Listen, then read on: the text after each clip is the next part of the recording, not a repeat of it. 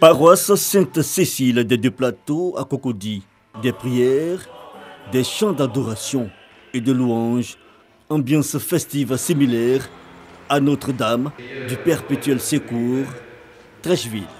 Dans plusieurs communes du district, les fidèles chrétiens commémorent ainsi la naissance de Jésus-Christ. Lorsqu'on célèbre Noël, c'est pouvoir inviter les fidèles à pouvoir se concentrer, sinon centrer leur existence sur la joie. Cette joie-là qui est d'abord, on va dire, proximité avec Dieu, joie qui nous permet de pouvoir nous fixer sur l'objectif qui est la vie éternelle. Il est venu pour que nous soyons plus humains, à nous d'expérimenter ces valeurs de simplicité, d'humilité, de vérité, de justice.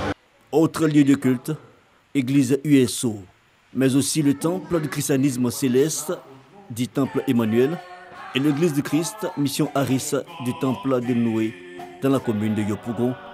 L'heure est également au recueillement. Les fidèles expriment leur reconnaissance au Christ pour ses bienfaits.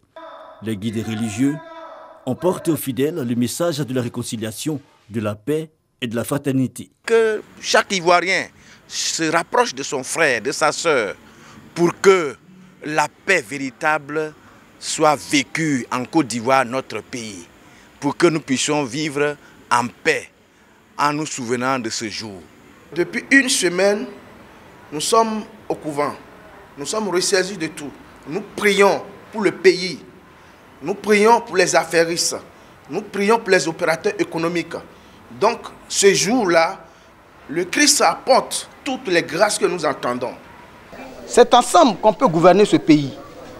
Qu'il y ait la paix, qu'il y ait le pardon, la réconciliation, afin que ce pays-là puisse redémarrer de nouveau.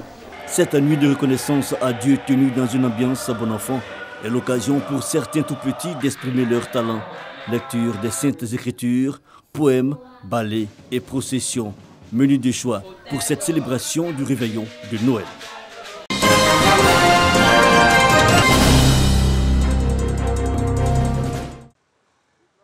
Place d'armes de la préfecture de police des Bouaké. Il est 19h45. Le commandant de la 3e région militaire et le préfet de police donnent les dernières instructions aux troupes avant leur déploiement pour la sécurisation du réveillon de Noël.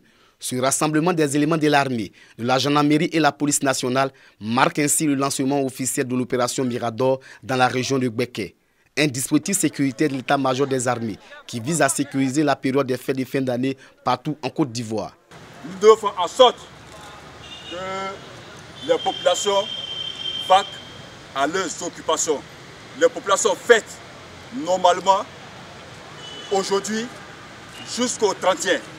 Je voudrais à cet effet vous demander d'être professionnel comme vous l'avez toujours été, de faire en sorte que tout fait, même minime, soit rapporté à la hiérarchie. À Bouaké, dans le cadre de l'opération Mirador 2021, l'accent est mis sur les agglomérations, les voies de communication interurbaines et les sites stratégiques de la commune. Les espaces de réjouissance, les lieux de culte et de grands rassemblements ainsi que les sites d'attraction sont investis par les éléments des forces de défense et de sécurité. Les responsables des FDS exhortent la population à la collaboration avec les forces engagées pour optimiser la lutte contre la délinquance, la criminalité et la veille antiterrorisme. Sur le territoire national, ce sont environ 17 000 soldats qui sont mobilisés jusqu'au 6 janvier 2022 dans le cadre de l'opération Mirador 2021.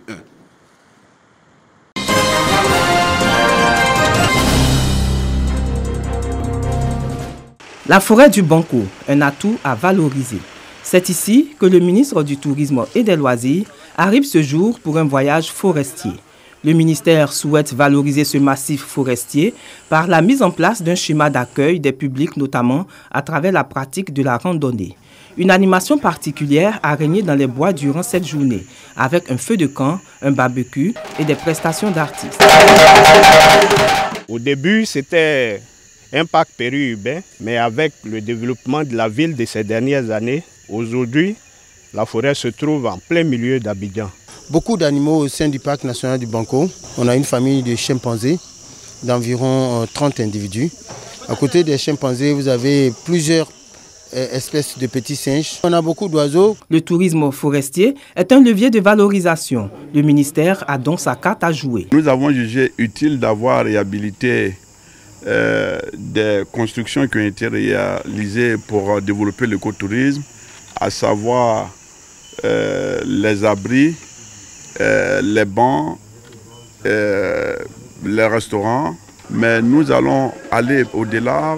Nous faisons en sorte de construire des tentes ainsi que des jeux de loisirs et des parcours sportifs pour bien des acteurs.